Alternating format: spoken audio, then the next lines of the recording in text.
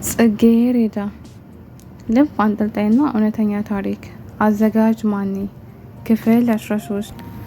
ማሂ ስራ ቦታ ስንሄድ ምንም ልክ አልነበረችም። የተፈጠረ ነገር ካለ ብዬ ደጋግሜ ጠየቅኳት። ዝም አለችኝ። እቃዎቹን አድርሰን እንደመጣን ሰጠችኝና ቁጭ አለች። ለመሄድ ከወጣሁ በኋላ ተመልሼ ገባሁና ምን እንደሆነች ካልነገረችኝ አልሄድም አልኳትኝ። ማታ እራት ትጋብዘኛለህ ወይም እጋብዝሃለሁ፣ የዛኔ እናወራለን፣ ሂድ አለችኝ። እሺ ብዬ ወጣሁ። ብዙ ድራይቨሪ ስለነበረ እስከ 11 ሰዓት ድረስ አቆይቶኝ ነበረ። የዛን ቀን 5,000 ብር ሰርቼ በጣም ደስ እያለኝ ማሂ ጋ ሄድኩኝ። እስከ 1 ሰዓት ድረስ ምናምን ሱቅ ቁጭ አለን እና እራት እንብላ ብላን ወጣን። ምን እንደተፈጠረ ጠየኳትኝ። ፊቷን ዘፈዘፈችው። ምንም በህይወቴ ደስተኛ ልሆን አልቻልኩኝም። ከባሌ ጋር እንኳን መስማማት ከባድ ሆኖብኛል አለችኝ። ማለት አልገባኝም። ለምን? በቃ ምንም ነገር የማደርግለት ነገር አያስደስተውም፣ እሱም የሚያደርግልኝ ነገር አያስደስተኝም።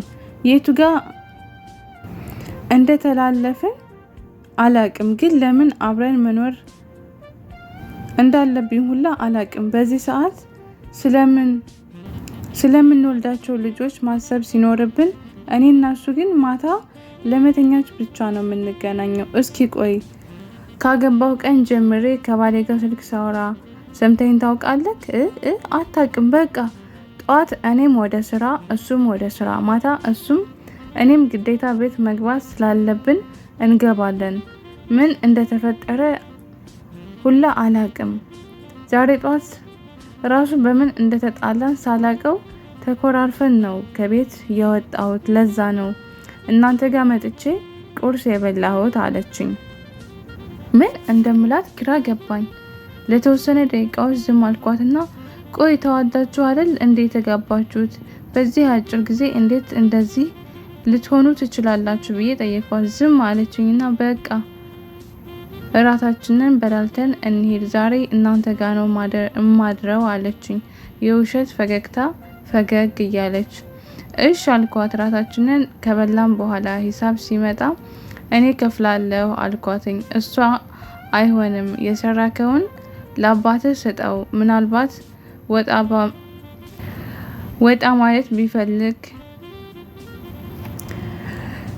ወጣ ማለት ሊፈልግ ይሆናል፣ ያምራቸውም ይሆናል፣ ስጣቸውና እነሱ የያዙትኝ፣ አንተ ደግሞ ሰሞኑን ትሸቃቅላለህ አለችኝ።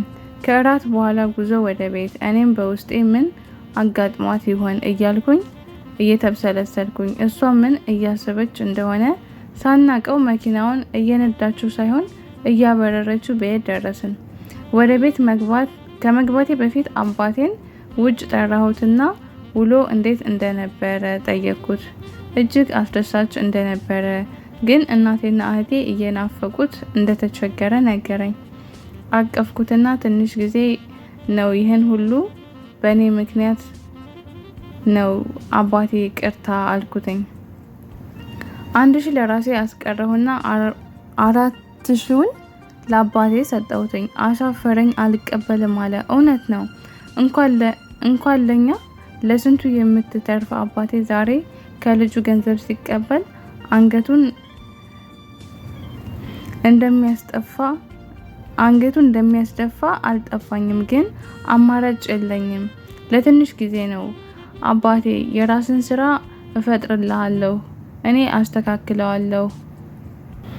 እስከዛ ድረስ እኔ እስከምሰጥህ አትጠብቅም። እንደ በፊቱ እኔንም ቤተሰቦችንም አንተን የምታስተዳድረን አልኩት። ወደ ውስጥ እየገባን እንባ እየተናነቀን ግን ጥርሳችንን ፈገግ አደረግን። ሁለታችንም የውሸት ፈገግ አልንና ተያይዘን ብሩን ተቀብሎኝ ኪሱ ከተተውና 2,000ውን ለእህትህና ለእናትህ እልክላቸዋለሁ፣ ለኔ ችግር የለውም አለኝ። የዛኔ እንባዬን መቆጣጠር አቃተኝ። ግባ መጣሁኝ ብዬው ግቢ ውስጥ ተቀመጥኩኝ። ማልቀስን ግን መቋቋም አልቻልኩኝም። ድምጽ ሳላወጣ በውስጤ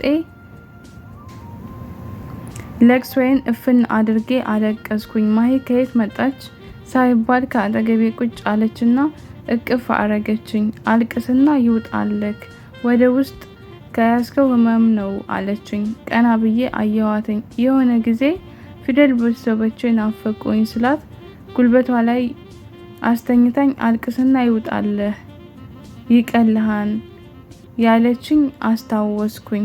ትከሻዋን ተደግፌ አነባሁኝ። በቃ የሆነ ይሁን፣ ፈጣሪ ሳይለግስ አይጥልም፣ የተሻለውን ሊሰጥህ ነው በብዙ የፈተነህ አለችኝ። አባቴ እንዲጨነቅ አልፈለኩም። ተነስቼ ገባሁ። እኔም የአባቴን ትከሻ ደገፍ አልኩኝ። ማሂም የአባቷን ትከሻ ተደግፋ ቁጭ ብለን ማውራት ጀመርን።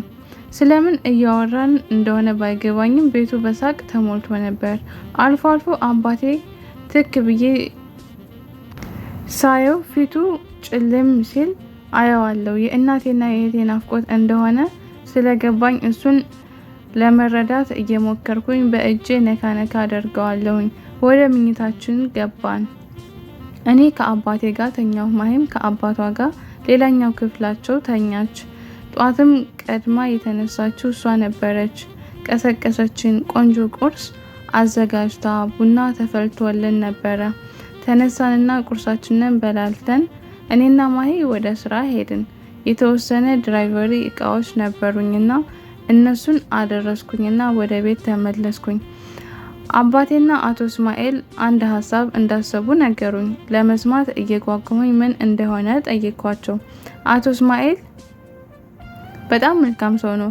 አባቴ ሙሉ በሙሉ ከዛ ከተማ መውጣት እንደሚፈልግ በጭራሽ ወደዛ የመመለስ እቅድ እንደሌለው፣ ስለዚህ በቃ እዛ ያለውን መሬት ሽጠን ወደዚህ ጠቅልለን ብንመለስ መልካም እንደሆነ ነገረኝ። በጣም ደስ አለኝ። የምሩን ሁሉ አልመስል እስኪለኝ ድረስ ደጋግሜ ጠየቁት። እርግጠኛ እንደሆነ ደጋግሞ ነገረኝ። በፍጥነት ወደ ማሂ ደወልኩኝና የምስራች ልነግራትኝ ሱቅ እየመጣሁ እንደሆነ ነገርኳት። እዛ ስደርስ ያሉኝን እየተፍለቀለኩኝ ነገርኳት። ልክ እንደ ሕፃን ልጅ እየቧረቀች ጮኸች። እላይ ላይ ተጠመጠመችብኝ።